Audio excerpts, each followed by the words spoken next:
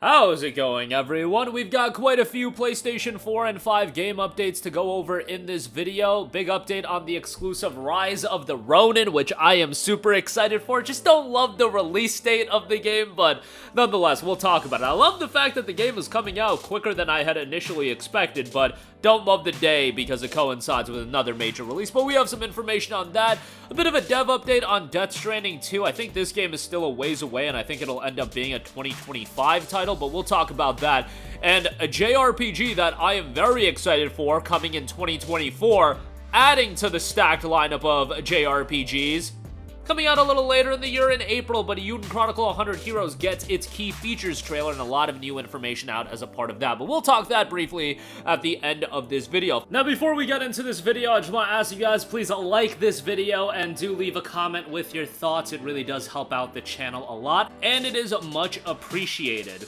First of all, Team Ninja has revealed during an interview that Rise of the Ronin will feature a variety of difficulty settings for players to choose from. Given that this game is coming from Team Ninja, who have worked on some fairly challenging action games, I think people are going to be excited to hear about that. It was noted, it is obvious that Team Ninja titles are not designed to be easy to play for everyone, he said, but we wanted to make this title more accessible to a wide range of players. Before I continue, I do want to note that Rise of the Ronin does seem like it has more of an emphasis on its narrative and also being a game with this big world and a game that can attract a more casual consumer as well. So adding the difficulty options I think is going to be a very, very good thing for this game. We have developed 3 distinct difficulty modes that players can choose based on their preferences. The first is for storytelling-oriented players who want to live the story and play without much difficulty. Then we have an intermediate mode for players used to this kind of experience. Finally, we have a more challenging mode that fits more closely with our previous games and meets the needs of hardcore players and Souls-like fans.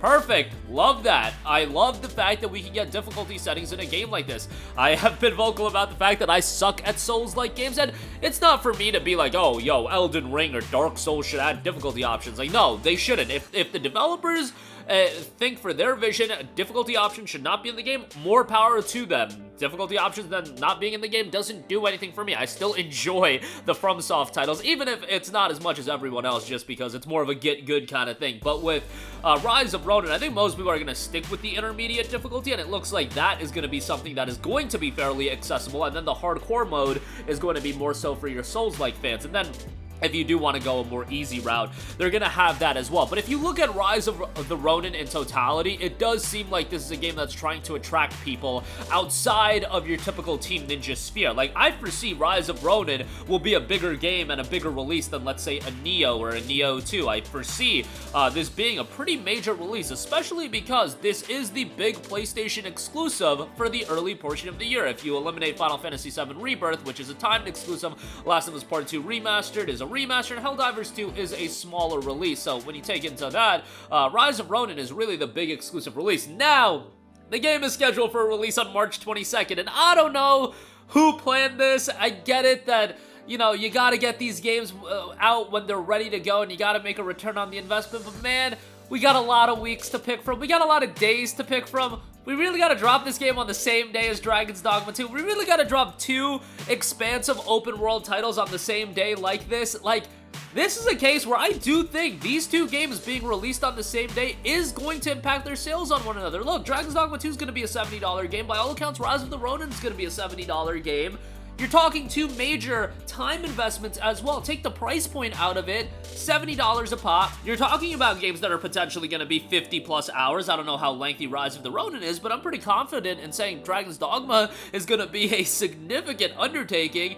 I do think that's going to impact sales, more so for Rise of the Ronin rather than Dragon's Dogma 2. Dragon's Dogma 2 is in the advantageous position of being a multi-platform game, but it is going to hinder the sales. Like, this is one of those instances, much like the week where Grand Blue Fantasy Relink and Persona 3 Reload is coming out. I just think it would be best case scenario if we had a little bit of time separating the games. Look, I'm gonna pick up both. I'm gonna enjoy both games, but it would have been nice if, and I don't know what the schedule is gonna turn out to be, but let's say if Rise of the Ronin could have come out on March 29th, that 1 week of separation would actually offer a lot. Rise of the Ronin coming out on a March 15th. I'm just offering you that. For some people, maybe you just circle March 22nd and you're like, hey, that's the day I absolutely pop off and I'm getting 2 huge games on the same day. That's exciting. And to me, I thought Rise of the Ronin was gonna be a fall title. Rather, it's going to be an early 24 game, which I'm excited about that fact, but just that day of Dragon's Dogma 2. And let me know in the comment section down below, because I know my audience, super excited for Dragon's Dogma 2. Pretty sure y'all are super excited for Rise of Ronin as well. If you had to pick one, which game are you going with? Are you just picking up one? Are you picking up both? That is something I'm really curious to see how that pans out with March 22nd, that day with Dogma 2 and Ronin, and then also the week with Grand Blue Fantasy Relink and Persona 3R. The good thing about Grand Blue is that if you do buy that game digitally, you end up getting it January 29th, so that gives you a little bit of a reprieve. But still, Q1 just being absolutely crazy. Alright, moving on from that, Death Stranding 2 development update was given by Hideo Kojima, putting out a tweet noting, Happy New Year, 2024 is the year of the dragon, so I asked Yoji and Ryu to design a Ryu dragon and dense Ludens for us.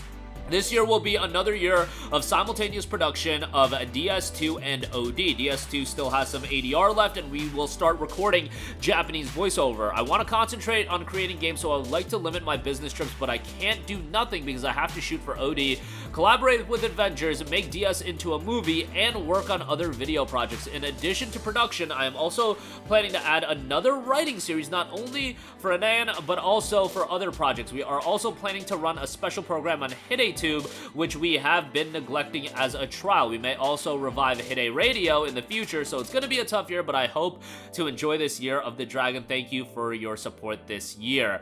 Yeah, Hideo Kojima seems to be an absolute workaholic. Like, this is a lot of stuff to have on your plate, and I get it, he finds it all to be rewarding, but man, for somebody that has done as much as Kojima has done, this fact that he's got this slate ahead of him in 2024, that's admirable, if nothing else, but also a little bit daunting when I just read it out like that. Death Stranding 2, I do think ultimately is going to be a 2025 game. Best case scenario, it's fall of this year, but I think 25 is more likely. If you have yet to play DS1, definitely circle back and play that. I think that's a game everybody should try out, but Death Stranding 2 probably still a little bit of a ways away. Lastly, I do want to note, Eiyuden Chronicle 100 Heroes gets a key features trailer. This is a lengthy 6-minute trailer, so I highly recommend you to watch it for yourself. Showcases some of the different characters and set pieces of the game and some of the different areas you're going to be visiting. Vibrant 3D landscapes is noted. A lot of the areas look quite good. Like, this is certainly a throwback RPG. Don't get it twisted. It definitely has got vibes of Suikoden, which is where it draws inspiration from. And the game notes, prepare for a meticulously crafted turn-based JRPG with gorgeous 2D sprites and 3D backgrounds. Create your ideal 6-character party and choose from more than 100 unique heroes to join you through the war-torn continent of Alron. Manage your town and recruit companions to gather resources, expand production, and develop new facilities to aid in your campaign. Confront foes in strategic one-on-one duels and intense war battles that will shape your story.